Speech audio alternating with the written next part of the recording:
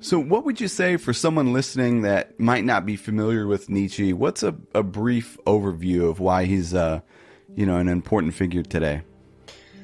So just a few biographical things to know about Nietzsche is he was a genius as a kid, and he went off to university in Germany in the mid-1800s, studied with some of the best thinkers of his day, became a real expert in classical Greek and Greek culture, and was given essentially a tenured chair at the University of Basel without even writing a dissertation, just on the recommendation of his advisor.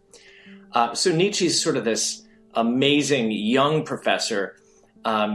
He goes to Basel, begins teaching students, but then he starts writing really strange books. Like his first one is on Apollo and Dionysus, and his colleagues are like, what is this? This is not what we expected from you. Students stopped coming to his lectures.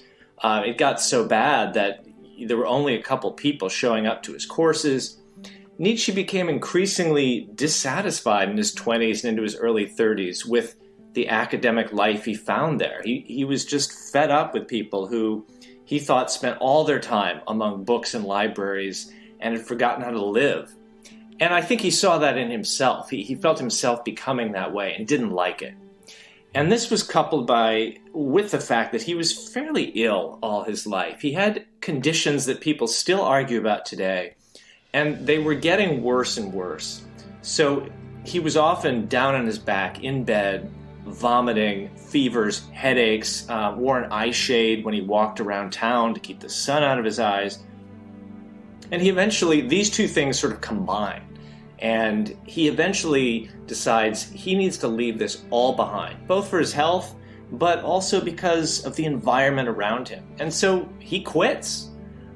He spends the rest of his sane life wandering around Europe on a very small pension he managed to squeeze out of the university.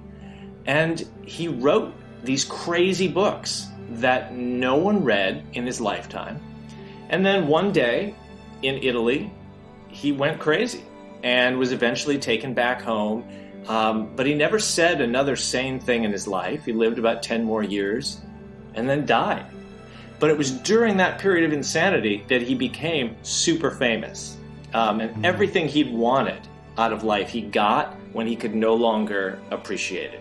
So I think that's the context in which to understand his life. It was fairly tragic, but it was also really principled. He was not just writing from sort of the safe academic trenches about how to live. He went out there and tried to find meaning and tried to wrestle it into his philosophic books, and to do so in the most passionate way he could. So he really lived what he thought.